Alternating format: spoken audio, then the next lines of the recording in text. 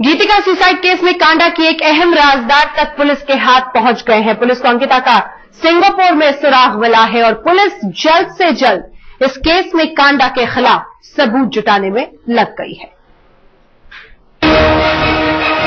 3 किरदार जिन पर टिका है गीतिका सुसाइड केस की गुत्थी सुलझाने का दारोमदार।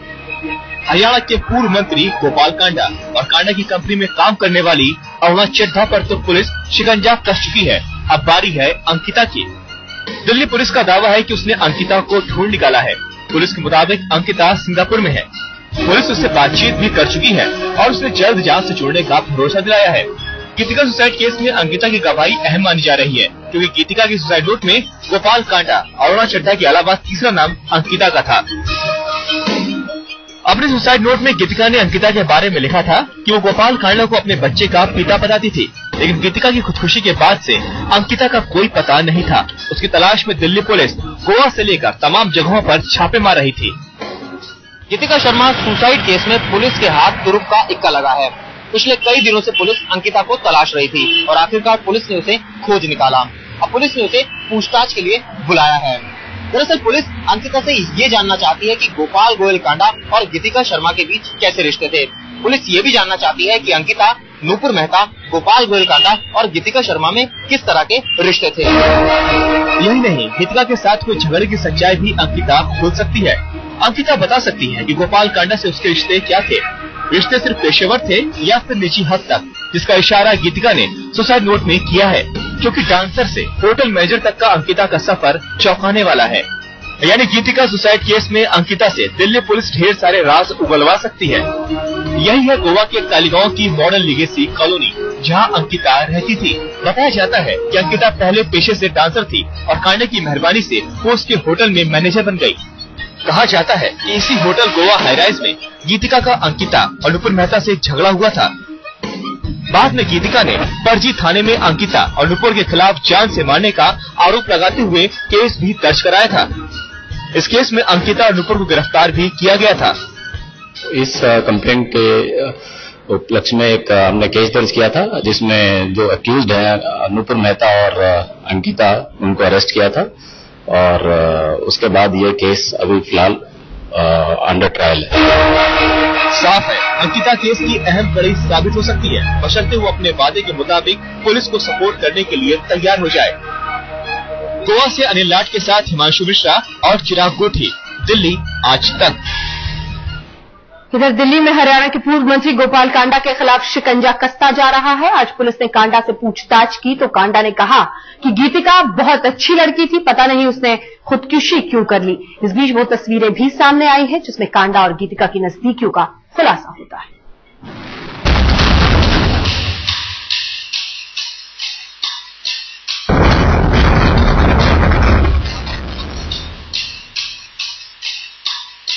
गीतिका और गोपाल कांडा की नजदीकियों को दर्शाती ये चंद नई तस्वीरें सामने आई हैं। ये तस्वीर 2007 में MDLR एयरलाइंस की लॉन्चिंग के वक्त जारी विज्ञापन की है। पहली फोटो में कई फिल्मी हस्तियां गोपाल को बधाई दे रही हैं। वहीं दूसरी तस्वीर में गीतिका के साथ गोपाल कांडा नजर आ रहा है। तीसरी तस्वीर में गीतिका प्लेन के अंदर गोपाल को जूस सर्व कर रही है। साथ में गोपाल का बेटा लखराम भी दिखाई दे रहा है। तस्वीरों में गीतिका को खासी तवज्जो दी गई थी, जिससे साफ है कि कांडे की कंपनी में गीतिका की हैसियत खास थी और इसी खास रिश्ते से अब अंकिता पर्दा उठा सकती हैं, जिसे सिंगापुर में दिल्ली पुलिस ने ढूंढ निकाला है। इधर दिल्ली पुलिस भी अपने स्तर पर नए खुलासे में लगी है, ताकि कांडा पर गिरफ्त और मजबूत हो सके। इसके लिए गुरुवार को पुलिस ने कांडा की कंपनी MDLR के HR विभाग में काम करने वाले शिवरूप से पूछताछ की। सूत्रों के मुताबिक गीतिका को दुबई भेजा गया फर्जी ईमेल शिवरूप की ID से HR की एक अन्य कर्मचारी खुशबू के लैपटॉप से भेजा गया था। पुलिस अब खुशबू पर भी शिकंजा कसने की तैयारी में है। इस बीच पुलिस को गीतिका का एक और सुसाइड नोट मिला है, जिसमें खुदकुशी के 2 रोज पहले की तारीख लिखी हुई है। हालांकि पुलिस का कहना है कि सुसाइड नोट में कोई अंतर नहीं है और ये एक ही दिन लिखे गए लगते हैं। दिल्ली के जंतर मंतर पर हरियाणा से आई सैकड़ों महिलाओं ने प्रदर्शन कर गीतिका केस की जांच CBI से कराने और कांडा को कड़ी सजा दिलाने की मांग की। कांडा के खिलाफ गुस्सा उसके अपने गढ़ सिरसा में भी भड़का है। बुधवार को सिरसा में श्री तारा बाबा ट्रस्ट के सचिव लीलाधर सैनी ने अपने हजारों समर्थकों के साथ गोपाल कांडा के विरोध में प्रदर्शन किया। लीलाधर सैनी का दावा है कि कांडा ने गोवा में अंकिता को अपनी धर्मपत्नी कहकर मिलवाया था। बिल्कुल सही है, मैं इनके साथ गोवा इनके भाग गया हूँ। इन्होंने सब लोगों को इंट्रोडक्शन कराई है, ये मेरी दूसरी धर्मपत्नी है। तमाम खुलासे कांडा की कारगुजारियों से पर्दा उठा रहे हैं, लेकिन अभी भी गीतिका केस की गुत्थी सुलझाने वाला असली खुलासा होना बाकी है। सिरसा से बलजीत सिंह के साथ भारत चौहान और चिराग कोठी, दिल्ली आज तक। इसी के साथ अगली खबर का रुख करते हैं। इंदौर में घायल युवक की मौत और इस मामले में पुलिस की असंवेदनशीलता पर पूरे देश में प्रतिक्रिया हुई है। मानवाधिकार आयोग ने इसे गंभीरता से लिया है और प्रदेश के डीजीपी से जवाब मांगा है। वहीं मुख्यमंत्री शिवराज सिंह चौहान ने पुलिस वालों को सिंघम जैसा बनने की नसीहत दी है।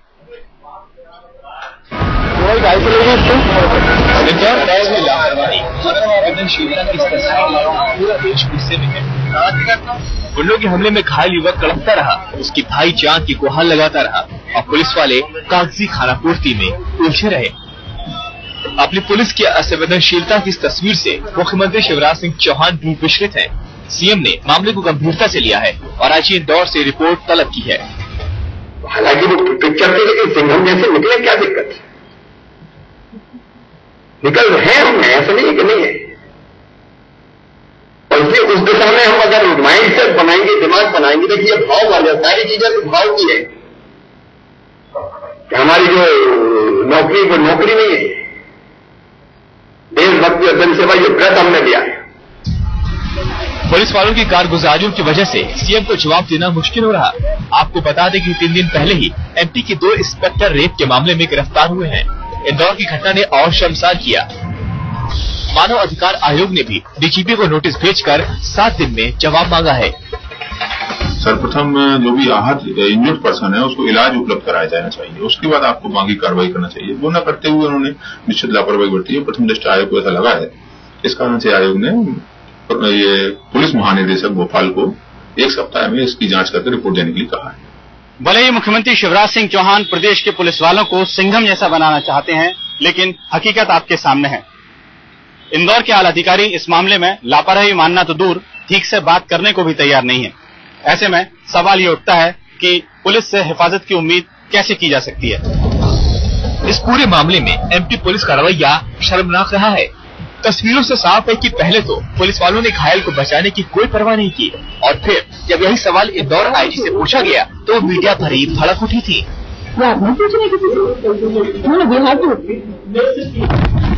अमित कुमार, भोपाल आज तक। अगली खबर का रुख करते हैं। जो बारिश राजस्थान में राहत लेकर आती है, वही बारिश की बूंदें राजस्थान में कहर बनकर टूटी हैं। कई इलाकों में मूसलाधार बारिश अभी भी तबाही मचा रही है। राजस्थान के शेखावटी इलाके में आफत की बारिश थमी नहीं है। सीकर में भारी बारिश से 4 लोगों की मौत हो गई, कई घर गिर गए तो झुंझुनू और नवलगढ़ में बाढ़ ने सैकड़ों को बेघर कर दिया।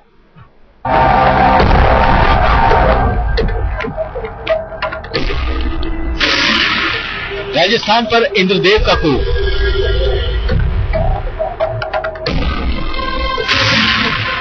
सीकर में मौत बनकर आई बारिश।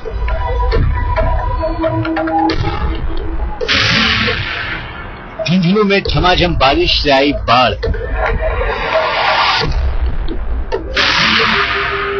धौलपुर में चंबल खतरे के निशान के करीब। सीकर जिले के रानौली की शोभावती नदी में ऐसा उफान शायद ही किसी ने देखा हो। हमेशा सूखी रहने वाली नदी भारी बारिश के बाद सैलाब बन गई, जिसकी तेज धार में जो भी आया तिनके की तरह बह गया। आप जो तस्वीर देख रहे हैं वो एक रेस्क्यू ऑपरेशन की है। नदी की तेज धार में एक पुलिया बह गई और यहाँ जिंदगी के निशान ढूंढने की कोशिश हो रही है। लगातार 3 दिनों से हो रही भारी बारिश से बाढ़ जैसे हालात हैं। यहाँ पानी के बहाव में बहने से 2 बच्चे और एक किशोर की मौत हो गई। सीकर शहर में एक पुरानी हवेली ढह जाने से एक 2.5 वर्षीय बच्ची की मौत हो गई और 4 लोग घायल हो गए। कई गांव कस्बों में बाढ़ आ गई है। बारिश से कई मकान भी गिर गए हैं। सुबह 4 बजे से लगे हुए हैं और जो जल जलमग्न जो घर हो गए उनको अपने घरों में ले जाके खाना भी खिला रहे हैं, पानी भी पिला रहे हैं, सारे के सारे सब कुछ। मैं कह रहा हूँ कि आपसी भाईचारे की सौहार्द का जो वातावरण किसी को अगर देखना है तो हमारे यहाँ पे देखे, क्योंकि ये प्रकृति की लीला है और प्रकृति आपदा के अंदर किस प्रकार से लोग आपस में सहयोग करके और एक दूसरे की मदद कर रहे हैं। लगातार भारी बारिश ने राजस्थान के झुंझुनू को भी रेगिस्तान से झील में तब्दील कर दिया है। झुंझुनू के सैकड़ों घरों में पानी घुस गया है तो पास के नवलगढ़ का भी बुरा हाल है। नवलगढ़ का 30% इलाका पानी में डूबा है। ट्रैक्टरों में लगकर लोग पलायन कर रहे हैं।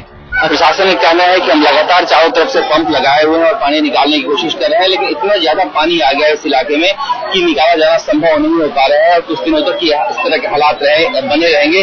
डर ये लग रहा है कि दोबारा बारिश होती है तो हालात बदतर हो सकते हैं। अकेले नवलगढ़ में 350 मिलीमीटर बारिश रिकॉर्ड की गई है। भारी बारिश से करोड़ों का नुकसान हुआ है। 5 सहायता शिविर में लोग शरणार्थी की तरह रह रहे हैं। लगातार हो रही भारी बारिश से चंबल नदी का पानी भी खतरनाक तरीके से बढ़ रहा है। धौलपुर के करीब नदी अभी 113 मीटर के स्तर तक पहुंच गई है। कोटा बैराज से पानी छोड़ जाने से जल स्तर तेजी से बढ़ने का खतरा है। चंबल नदी के कैचमेंट क्षेत्र में अत्यधिक बरसात को देखते हुए इस पुल पर चंबल नदी का जल स्तर बढ़ने की काफी संभावना है। इसी संदर्भ में आज सुरक्षा समीक्षा की गई है और बढ़ते जल स्तर पर तुरंत निगरानी रखने के निर्देश दिए गए। चंबल के गुस्से से बचाने के लिए आसपास के गांव वालों को अलर्ट कर दिया गया है। वहीं धौलपुर के इस पुल पर भी यातायात रोकने की नौबत आ सकती है। आज तक ब्यूरो। राजस्थान में लोग पानी के एक एक बूंद के लिए तरसते हैं। सूखे प्रदेश में इंद्र देवता की मेहरबानी कम ही होती है, लेकिन इस बार आसमान से ऐसी मूसलाधार बारिश हुई है कि पिछले 30 साल का रिकॉर्ड टूट गया है। राहत की बारिश ऐसी आफत साबित हुई है कि बर्बादी और मातम का मंजर पसर गया है। 30 वर्षों में पहली बार राजस्थान ने देखी तबाही की ऐसी बारिश। बारिश ने लीन ली करीब 25 की जान। बारिश ने 20,000 लोगों को किया बेघर। भारी बारिश से राजस्थान में तबाही और मातम का मंजर है। रातों रात सूखी नदियां बलखाने लगी और मौत बनकर लोगों को बहा ले गई। कई घर बारिश के थपेड़ों में ताश के पत्तों की तरह ढह गए। सिर ढकने के लिए लोगों के पास एक छत भी नहीं रही।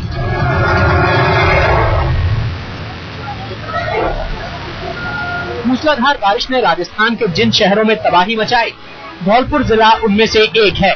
बुधवार को जिले के सरमथुरा इलाके के बुलौनी गांव में पानी मौत बनकर खड़ा हो गया। यहां नदी पार करते वक्त करीब 10 लोग बह गए। 7 लोगों को बचा लिया गया। 2 का शव मिला, बाकी का निशान भी नहीं मिला।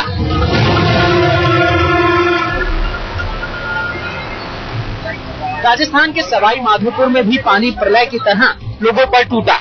पानी भरने की वजह से कई घर पूरी तरह से बर्बाद हो गए। बरसात का पानी घरों, दफ्तरों और दुकानों में घुस गया।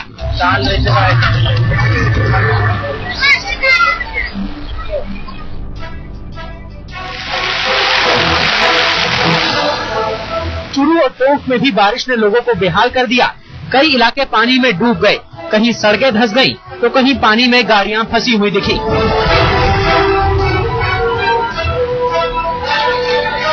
राजस्थान की राजधानी जयपुर में भी बर्बादी और तबाही की तस्वीरें हैं।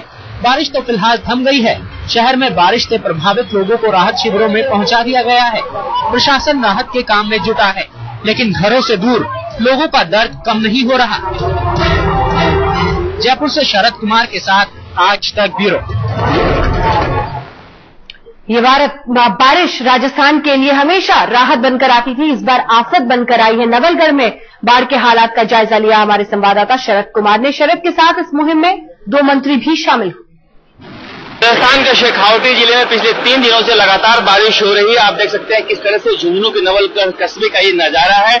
इस पूरे रेस्क्यू ऑपरेशन को अंजाम दे रहे हैं राजस्थान सरकार के 2 मंत्री हैं, चिकित्सा राज्य मंत्री राजकुमार शर्मा और नागरिक सुरक्षा राज्य मंत्री हैं राजेंद्र सिंह गुड़ा। हम बात करते हैं तो जिस तरह से पानी भरा हुआ है इस पूरे कस्बे में नवलगढ़ के, किस तरह से लोग यहाँ पर रह रहे हैं और क्या कार्य कर रही है बचाव के लिए? इस बार सूरज भाई अतिवृष्टि थी और पूरे राजस्थान के अंदर सबसे ज्यादा अगर कहीं पे बारिश पड़ी तो हमारे नवलगढ़ में पड़ी है। और नवलगढ़ में बिल्कुल एकदम गड्ढों में छा हुआ शहर है। जिसके लिए अभी कुछ बोले तो काफी पानी के अंदर गहरे समा गए थे। सब लोगों ने मिलकर, गांव वालों ने, पूरे शहर वालों ने, सभी कौमों ने मिलकर इसके साथ में भाईचारा कायम किया और इसमें धैर्य रखते हुए और इस जो विपदाएं थी, प्राकृतिक विपदाएं थी, इससे निजात दिलाई है लोगों को। लेकिन गोया जी, आप नागरिक सुरक्षा मंत्री हैं राजस्थान के, जिस तरह से हालात है, क्यों नहीं सरकार पहले व्यवस्था करती है कि बारिश आती है उसको निपटा जाए?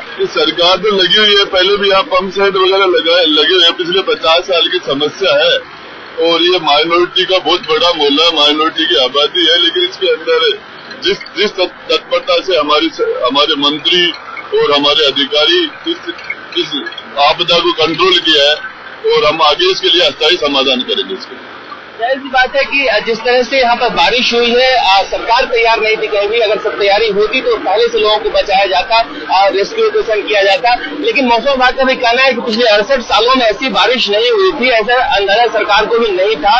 और जिस तरह से मौसम विभाग ने कहा है कि 2 दिनों में और बारिश हो सकती है, तो ऐसे में हालात और खराब हो सकते हैं। अगर ज्यादा बारिश हुई तो पूरा का पूरा इलाका यहाँ पर डूबा हुआ है पानी में और उम्मीद यही कर रहे हैं कि देवता अब न बरसेंगे तो हालात और खराब हो जाएंगे। कैमरामैन निखिल शर्मा के साथ शरद कुमार, नवलगढ़, आज तक। तो मंत्री जी तो ट्रैक्टर में घूम रहे हैं, लेकिन आम जनता जो बाढ़ की वजह से परेशान है वो किधर जाए? बहरहाल बात जम्मू की भी करते हैं। जम्मू में बाढ़ और बारिश ने यहां के लोगों का जीना मुहाल कर रखा है। सांबा जिले में कई नदियां उफान पर हैं। बाढ़ से कहीं पुल टूट गया है तो कहीं तेज बारिश से दीवार गिर गई है। बाढ़ और बारिश के तांडव को बयां करती जम्मू की ये 3 तस्वीरें। यहाँ कहीं बाढ़ लोगों पर कहर बनकर टूट रही है तो कहीं तेज बारिश ने लोगों का जीना मुहाल कर रखा है। बारिश ने सबसे दर्दनाक कहर बरपाया है सांबा जिले के इस फैक्ट्री के मजदूरों पर। मूसलाधार बारिश यहाँ के 4 मजदूरों के लिए जैसे मौत बनकर आई। तेज बारिश से इस फैक्ट्री की दीवार गिर गई, इसमें दबकर 4 मजदूरों की मौत हो गई। बल्लो नदी में आए बाढ़ से जम्मू पठानकोट नेशनल हाईवे को जोड़ने वाले बड़े ब्रह्मणा पुल का एक हिस्सा टूट गया। नदी में पानी के तेज बहाव से पुल के 2 खंभे नीचे धंस गए। इस पुल को 6 महीने पहले ही शुरू किया गया था। फिलहाल गाड़ियों की आवाजाही के लिए पुराने पुल को दोबारा खोल दिया गया है।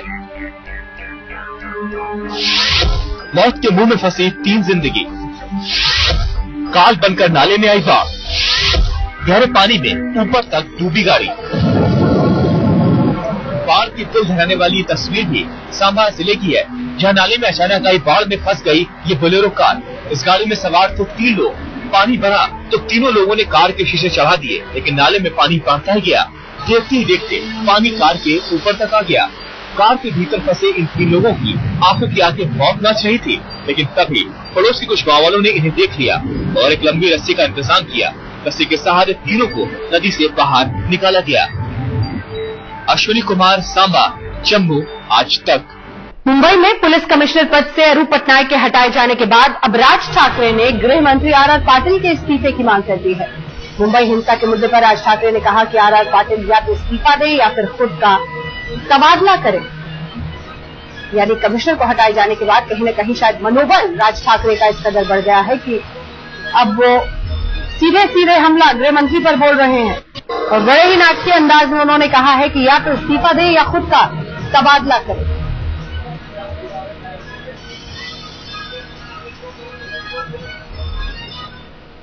तो मुंबई के आजाद मैदान में हुई हिंसा का खामियाजा मुंबई के पुलिस कमिश्नर अरूप पटनायक को भुगतना पड़ा। पटनायक की जगह सत्यपाल को नया सीपी बनाया गया है। मुंबई के आजाद मैदान में हुई हिंसा के बाद से ही अरूप पटनायक के तबादले की अटकलें जोर पकड़ने लगी थी। आखिरकार गृह मंत्री आर पाटिल ने पटनायक की जगह सत्यपाल सिंह को नए पुलिस कमिश्नर बनाए जाने का आदेश जारी कर दिया। श्री अरूप पटनायक का प्रमोशन हुआ, उनकी पदोन्नति हुई है। उनको मैं हार्दिक शुभकामनाएं देता हूं, उनका अभिनंदन करता हूं। मुंबई जैसे अंतर्राष्ट्रीय शहर का पुलिस प्रमुख बनने का जो मुझे एक सौभाग्य मिला है, वो मेरे लिए एक बहुत बड़े सम्मान की बात है। सत्यपाल ने भी आने के बाद माना कि 11 अगस्त की घटना के बाद से पुलिस की छवि पर असर पड़ा है। हालांकि सरकार ने पटनायक का तबादला प्रमोशन के बहाने किया। पटनायक ने भी कहा कि वो खुश हैं और उन पर कोई दबाव नहीं था। गृह मंत्री पाटिल ने इस बात से साफ इनकार किया कि पटनायक की कमिश्नर के पद से छुट्टी आजाद मैदान की हिंसा की वजह से की गई और उनके तबादले को रूटीन ट्रांसफर बताया। ये आपको अचानक लगता है, अचानक प्रक्रिया नहीं है। 6 जुलाई से वो जारी थी, 8 अगस्त को फाइल तैयार हो गई थी। उस समय ये कोई हादसा नहीं हुआ था। पार्टी की मांग तो 11 तारीख के बाद आई, उसके पहले ये सब प्रक्रिया जारी थी। विवादों में आए पटनायक को प्रमोशन देकर डीजी रैंक का अफसर बनाया गया है। राज ठाकरे ने पिछले हफ्ते ही मोर्चा निकालकर मांग की थी कि पटनायक को हटाया जाए, क्योंकि वो आजाद मैदान में हिंसा रोकने में नाकाम रहे थे। 11 अगस्त की हिंसा में मीडिया की गाड़ियां जलाई गई थी और 42 लोग घायल हुए थे। आजाद मैदान के दंगों की गाज आखिरकार अरूप पटनायक पर गिर ही गई, लेकिन सरकार इस तबादले को रूटीन ट्रांसफर बता रही है, क्योंकि कहीं ना कहीं वो जानते हैं कि इस पूरे मसले का राजनीतिक फायदा राज ठाकरे को मिल सकता है। कैमरामैन किरण चपकाल के साथ कमलेश सुतार, मुंबई, आज तक।